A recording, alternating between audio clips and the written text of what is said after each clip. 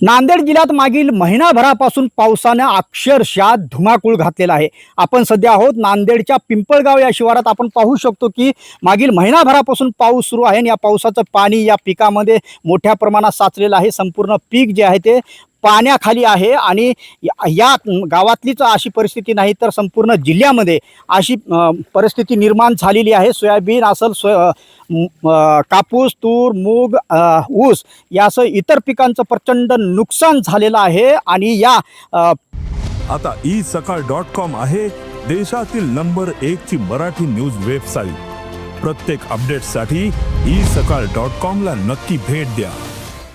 पीक आता हातातोंडाशी आलेलं संपूर्ण पीक जे आहे ते वायाला गेलेलं आहे। शेतकरी आता हातबल झालेला आहे। आपल्यासोबत या गावातील शेतकरी आहेत। त्यांचा रोष आता सरकारवर आहे आणि काय त्यांची मागणी आहे, काय कशी परिस्थिती आहे, आपण त्यांच्याशी बातचीत करूयात, जाणून घेऊयात। काय सांगाल, कशी परिस्थिती आहे, केव्हापासून पाऊस पडतोय आणि काय काय पीक होतं तुमचं? 2 महिने झालं साहेब पाणी हे वावरात। सगळं 8 एकर जमीन आहे। 2 एकर मध्ये आता काहीच राहिले नाही याच्यात। का आहे पाण्यामध्ये काहीच नाही। लोकांचे पैसे आणले या जाणं काढून आता काय फाशी घ्यायचे काम आहे। आता बाकी काय घ्यायचं नाही। पित्र घालायला सुद्धा उपाय नाही आमच्यापेक्षा आता। एवढी परिस्थिती आमची बेकार आहे। अजून काय काय नुकसान झालं? नुकसान काय, सगळे उसळ गेले। आता त्याच्यात हरभरा येणार, काय येणार, कमरेत काल पाणी आहे। 2 महिने झालं वावरात आहे पाणी। काय येणार आता, काहीच येणार, हरभरा येणार, काहीच येणार। सरकार काहीच देणं हालाय, सरकार काहीच देणं हालाय। परेशान मागून मागून आम्ही त्याला काय बोलायला रिकाम नाही। कोणता पालकमंत्री आला तर काय गावाने तर रांगोळी पडायला, तर गावाने शेव आले तर काय शेताने कोणी यायला रिकाम नाही। निश्चितच हा रोष होता या शेतकऱ्याचा। कोणीही पाहण्यासाठी शेतामध्ये यायला तयार नाही, कुठलीही मदत आतापर्यंत शेतकऱ्यांपर्यंत पोहोचली नाही। आपल्यासोबत दुसरे काही शेतकरी आहेत। काय सांगाल, कसं पद्धतीनं नुकसान झालंय, काय काय नुकसान झालंय? आम्हाला इथून आसना नदी आहे, इथले 2दा पूर आलेत। पाणी आटाय तयार नाही। वावरातलं सोयाबीन दिलं, ऊस दिलं, समजा दिलं, अजून पण हरभरा पेरायचे आम्हाला जमणार नाही या ढवाळीमुळं।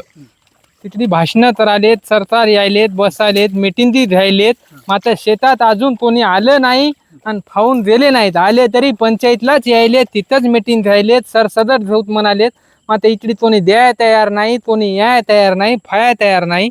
आम्ही त्या फाशा घ्यावाचा आता असं म्हणल्यावर दरवर्षीच झालं हे। ते म्हणालेत अजून इमे आले नाही, काहीच आलं नाही। हे फक्त शेतकऱ्याचं मरण आहे, याच्यात दुसरं काहीच नाही।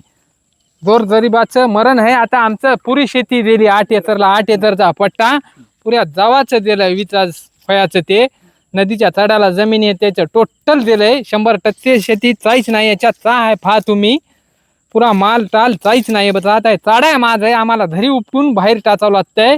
हरभर तसं पेरावं, तसं मोरचं धतवाव, तसे तिराणी आणाव, तसं घर चलवाव, तसं सरादी चराव, तसे पुण्यतिथी चराव।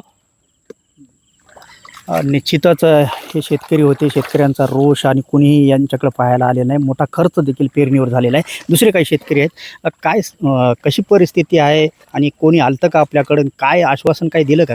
कोणीच सर आलं नाही, काय नाही। आता बघा तुम्ही साक्षानं तुमच्या डोळ्यानं काय आहे काय नाही, काय करा, काय बघा वाटणाले ना, शेताकडे वाटणाले। फाशी घेतल्याशिवाय काही वाट दुसऱ्या तोंडामध्ये याच्यात मनात येईनाच चले काय।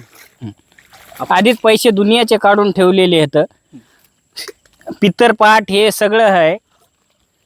सोंग होऊन गेले बघा, काय गांडीला फाटके कपडे बघा, हे सोंग होऊन गेले सगळं।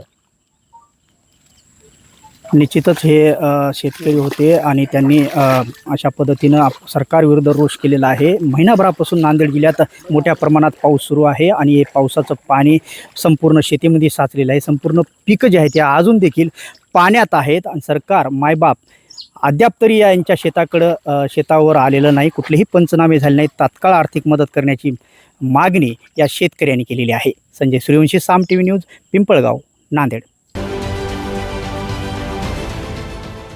देश विदेशातील प्रत्येक घडामोडींचे लाईव्ह अपडेट मिळवण्यासाठी आता साम टीव्हीच्या सर्व सोशल मीडिया प्लॅटफॉर्मला लाईक, फॉलो आणि सबस्क्राईब करा। तसंच सर्व नोटिफिकेशनसाठी बेल आयकॉन प्रेस करायला विसरू नका।